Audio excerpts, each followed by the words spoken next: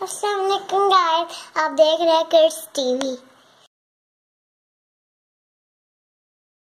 ایک شخص نے چڑیا پکڑنے کے لیے جال بچھایا۔ اتفاق سے ایک چڑیا اس میں پھنس گئی اور شکاری نے اسے پکڑ لیا۔ چڑیا نے اس سے کہا، اے انسان، تم نے کئی ہرن، بکرے اور مرغ وغیرہ کھائے ہیں۔ ان چیزوں کے مقابلے میں میری کیا حقیقت ہے؟ ذرا سا گوشت میرے جسم میں ہے، اس سے تمہارا کیا بنے گا؟ تمہارا تو پیٹ بھی نہیں بھرے گا۔ لیکن اگر تم مجھے آزاد کر دو تو میں تمہیں 3 نصیحتیں کروں گی جن پر عمل کرنا تمہارے لیے بہت مفید ہوگا۔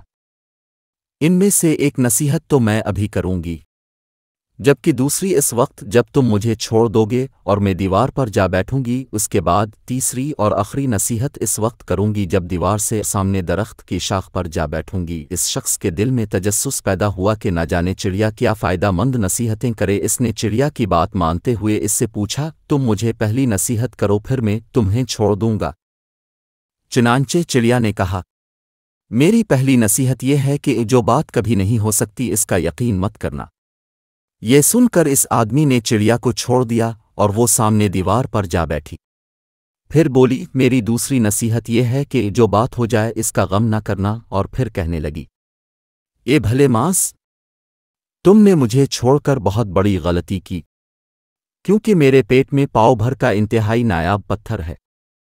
اگر تم مجھے ذبح کرتے اور میرے پیٹ سے اس موتی کو نکال لیتے تو اس کے فروخت کرنے سے تمہیں اس قدر دولت حاصل ہوتی کہ تمہاری آنے والی کئی نسلوں کے لیے کافی ہوتی، اور تم بہت بڑے رئیس ہو جاتے۔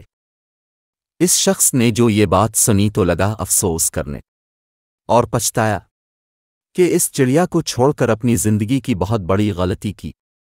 اگر اسے نہ چھوڑتا تو میری نسلیں سانور جاتیں۔ چڑیا نے اسے اس طرح سوچ میں پڑے دیکھا تو درخت کی شاخ پر جا بیٹھی اور بولی، اے بھلے ماس، ابھی میں نے تمہیں پہلی نصیحت کی جسے تم بھول گئے کہ جو بات نہ ہو سکنے والی ہو اس کا ہرگز یقین نہ کرنا، لیکن تم نے میری اس بات کا اعتبار کر لیا کہ میں چھٹانگ بھر وزن رکھنے والی چڑیا اپنے پیٹ میں پاؤ وزن کا موتی رکھتی ہوں۔ کیا یہ ممکن ہے؟ میں نے تمہیں دوسری نصیحت یہ کی تھی کہ جو بات ہو جائے اس کا غم نہ کرنا، مگر تم نے دوسری نصیحت کا بھی کوئی اثر نہ لیا اور غم و افسوس میں مبتلا ہو گئے کہ خواہ مخواہ مجھے جانے دیا۔ تمہیں کوئی بھی نصیحت کرنا بالکل بیکار ہے۔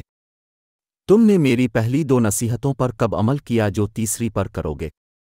تم نصیحت کے قابل نہیں۔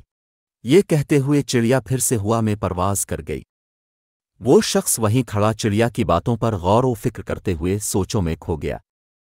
وہ لوگ خوش نصیب ہوتے ہیں جنہیں کوئی نصیحت کرنے والا ہو۔ ہم اکثر خود کو عقل مند سمجھتے ہوئے اپنے مخلص ساتھیوں اور بزرگوں کی نصیحتوں پر کان نہیں دھرتے، اور اس میں نقصان ہمارا ہی ہوتا ہے۔ یہ نصیحتیں صرف کہنے کی باتیں نہیں ہوتی کہ کسی نے کہہ لیا ہم نے سن لیا، بلکہ دانائی اور دوسروں کے تجربات سے حاصل ہونے والے انمول اثاثے جو یقیناً ہمارے لیے مشعل راہ ثابت ہو سکتے ہیں اگر ہم ان نصیحتوں پر عمل بھی کریں۔